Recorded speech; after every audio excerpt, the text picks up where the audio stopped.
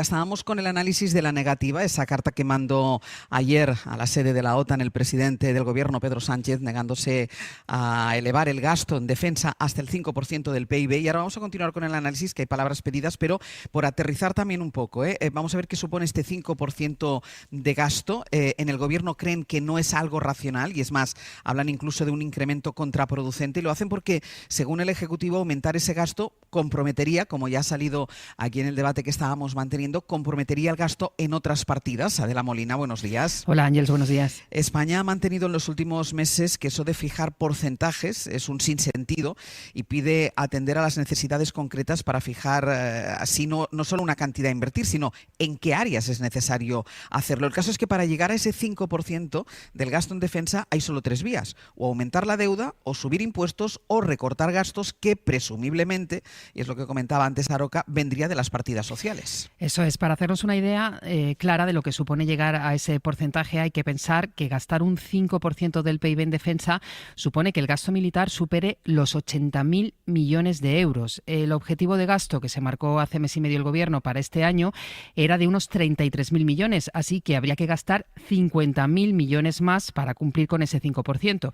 Eso con los datos del PIB que tenemos hoy, pero como la economía, el PIB va creciendo cada año, la cifra de gasto también tendría que subir varios millones de euros cada año. Para dar otra referencia, Ángeles, el 5% supondría gastar en defensa más de lo que todas las administraciones públicas en España destinan a educación y que supone poco más del 4,5% del PIB. ¿Y de dónde puede salir el dinero? Pues en teoría, como tú decías, hay tres vías: recurrir a préstamos, lo que supondría aumentar aún más la deuda pública en España, que ya es muy alta, está cerca del 100%. Otra opción es subir impuestos para recaudar más dinero y poder destinarlo a defensa, por ejemplo. Y la tercera son los recortes, recortar gastos de otras partidas, incluidas las partidas sociales. Adela, gracias. A vosotros. Hasta luego, Aroca. Sí, quería decir varias cosas. Primero, ser antimilitarista no significa necesariamente o al revés, tener una cultura de defensa distinta de la canónica no significa ser antimilitarista.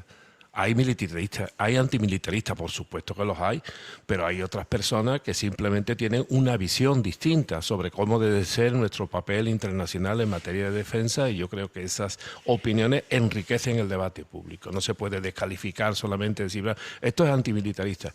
Bueno, se podría decir, incluso se puede afirmar, que la defensa en su concepto más amplio no depende solo de los militares, sino es otra cosa muchísimo más amplia. Por tanto, eso en principio lo rechazo. Segundo, cultura de defensa, que es una novedad, yo creo que más mediática que otra cosa, ya existen los textos. O si no, todo lo que hay en materia de defensa en los tratados de la Unión Europea y que no se han cumplido, ¿eso qué era? Eso era la construcción de lo que se llamó antiguamente un pilar europeo de defensa. Lo que había que interpelar a las grandes potencias europeas, por ejemplo Alemania y Francia, porque no han hecho nada después de 40 o 50 años. Y por cierto, cuando hay que hacer algo, dice sí, pero que cada uno pague la defensa. O sea, no se comunitariza, no se mutualiza a través de los presupuestos de la Unión Europea como otras cosas, la agricultura, la solidaridad, la política. No, esto no, la defensa es que cada uno se la pague la suya. Bueno, eso es muy poca cultura de defensa. Después, con respecto a las acusaciones eventuales de insolidaridad por parte de determinados países, del este singularmente se dice, pero en esos países y en España, porque algunos están siguiendo ya esa posición que mantienen los estados bálticos y esos países del este, porque dice que ellos están muy cerca de Rusia. Bueno, pero la concentración, por ejemplo, ahora mismo, que se está verificando en las bases aéreas de Morón y la naval de Rota, ¿qué creen que es? Eso es insolidaridad, solidaridad, porque a mí, además, lo que me gustaría como ciudadano del Estado, pero en este caso como ciudadano andaluz, es saber qué está pasando en esas dos bases que están en nuestro territorio y hasta qué punto nos comprometen en la política de la paz. Este es el tema.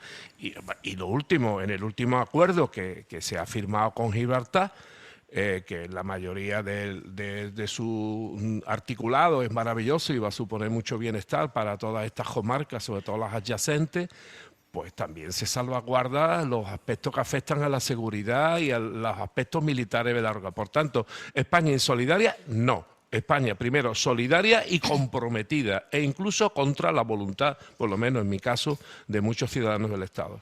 Pero fíjate, Aroca, que yo sí le compro a Navarro Antolín lo que estaba diciendo de esa idea a veces un poco infantil de algunos socios del antimilitarismo. Y te voy a poner un ejemplo. Hemos visto cómo Esquerra Republicana ha ido virando su posición, curiosamente, cuando en el CIS salió que su electorado hoy, lo comentamos un día en este programa ampliamente, está mucho más cercano a lo que piensa el PSOE de la defensa que a lo que piensa Bildu o Podemos, como fuerzas percibidas como más a la izquierda del PSOE. Y vimos ahí que Esquerra pasó de adoptar la posición de estas fuerzas a decir, bueno, pues hablemoslo, ¿no? Hay que ver qué hacemos en el contexto geopolítico en el que estamos. Por ese mismo motivo, y de hecho hoy la ciudadanía en España, también datos del CIS, apoya la idea, por ejemplo, de un ejército europeo, que es la crítica que yo te compraba antes. Yo sí estoy de acuerdo que mientras estemos sosteniendo el paraguas de la OTAN, no estamos atajando el problema real, que es si llega un presidente de turno a Estados Unidos, como ha llegado, que es Trump, y tambalea la idea de la disuasión que generaba la Alianza Atlántica, no estamos invirtiendo en lo nuestro, por tanto no tenemos autonomía. Pero yo sí que creo que a veces las posiciones sí son un poco infantiles. Hay partidos, porque hay partidos que han pasado de decir que Europa necesitaba independencia a prácticamente dar a entender que no, que aquí no hace falta ningún tipo de gasto en defensa. Cuando tú mismo has dicho que... ¿Por qué creo que es infantil? Porque se demuestra que hoy todos los países tienen amenazas. Creo que el problema de fondo es que nosotros no tenemos la amenaza de Rusia directa, no nos va a meter un tanque porque estamos muy lejos, pero tenemos otras. Entonces no existe la defensa cero. Y creo que hay ahora mismo partidos que han encontrado una muy buena coyuntura, y yo creo que es el caso de Podemos, y me parece muy legítimo y respetable, porque si tienen votos es porque mucha gente piensa como ellos, pero le están haciendo una oposición al gobierno de cosas que cuando ellos aparecieron como fuerza política en el año 16, ellos aparecieron en el año 14, entraron a las instituciones 15 y 16, sí que defendían la idea de la defensa, llevaban a un GEMAT, hablaban de la independencia de Europa y de España o de ser más estratégicamente independientes. Respóndele breve, Aroca, que quiere hablar también, Carlos. Tires, una frase que siempre repito en este programa, tires por donde tires, te encuentras con Ramírez. O sea, claro, o sea, al final porque Podemos. Porque es el que se opone, el resto bueno, no. ¿y qué? Son 4 diputados, o sea, ya está Podemos, Pero ya está sí. Podemos ya está Pero Podemos, si es hoy la ya está fuerza- Podemos en el menú del día. Y la izquierda infantil, mira, yo tengo 71 años, luego, por tanto supongo que no soy infantil, ya tengo una edad distinta para otra división, ¿no? Ya para, no sé, los viejos, lo que sea. Yo estoy en contra del bombardeo de la OTAN de Belgrado. Yo estoy en contra del papel de la OTAN en Libia, en Siria, en todos lados. Yo no soy infantil. No soy infantil. Y por cierto, ya que hablas de infantilismo, Bertrand Russell, que fue un magnífico premio Nobel laborista de origen rico, se posicionó abiertamente en contra de la guerra. No era infantil, pero sí le costó su carrera política Carlos, y su carrera personal. ¿Sabes por qué? Porque los de la cultura de defensa de entonces del Reino Unido lo señalaron por estar en contra de la Segunda Guerra Mundial. Rápidamente, esto que decía Aroca de que todo lo centralizamos en Podemos. Para empezar, porque es el partido que yo creo que cuando estaba en el gobierno o aspiraba a ser una fuerza de Estado, defendía unas cosas. Por ejemplo, en el año 16 tenían esta idea del referéndum de salida de la OTAN para que tuviéramos más, y apostaban porque tuviéramos más autonomía estratégica y defensiva en Europa. Y cuando Europa planteó su plan, no el de la OTAN, su plan Europa en la Eurocámara, votaron en contra. Por tanto, esta idea de, no, es que somos el patio trasero de Estados Unidos, y cuando pudiste votar el plan de más rearme en Europa, seguramente insuficiente, como estábamos diciendo, porque no cubre el problema de hacernos totalmente independientes, votaste en contra. Luego, cuando dices que Ursula von der Leyen, Pedro Sánchez son los señores de la guerra. Si son los señores de la guerra, Vladimir Putin, ¿qué es? Entonces, yo creo que sí, que no, claro, es que hay una serie de cosas que se están diciendo que no me parecen a mí que hagan honor a lo que aspiraban a ser en el año 2014, 15 y 16, que era una fuerza de Estado. Y luego, por último, para que veas que no simplemente es una cosa de Podemos, también le ha salido una oposición al PP, que es Vox, que aquí en España se llena de ser el partido, se llena la boca, el partido más patriótico, el que está más por España, la defensa de España, y desde que ha entrado en el grupo de Patriotas por Europa, donde hay ciertos aliados de Putin en Europa, como Orbán, Hungría, pues tampoco vota a favor de estas cosas en la Eurocámara. Vemos que el bipartidismo se queda solo y no pacta porque no puede, como diría Feijóo. O sea, no pacta porque realmente tenemos un problema de que sus extremos le hacen esa oposición. Y déjame decir, creo que si tanto Podemos como Vox estuvieran en un gobierno, transigirían. A las pruebas me remito. Aroca, breve, si te Bueno, pido, no, por es favor. que has hecho un ejercicio ya de trapecismo enorme, ¿no? Porque al final has puesto a Podemos al lado de Vox. Es que eso ya es, bueno, no sé, hay que ser un experto en costelería.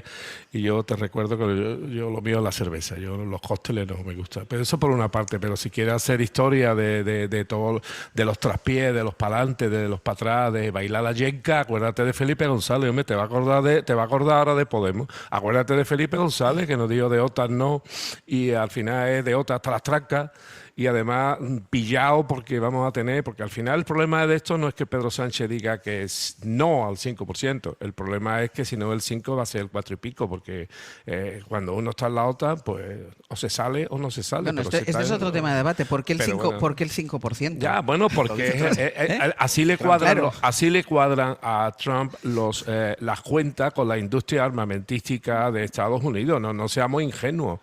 ¿Aquí de qué se trata? Se trata de que la economía está muy en crisis y en vez de cambiar cañones por mantequilla, pues vamos a cambiar mantequilla por cañones y ya está.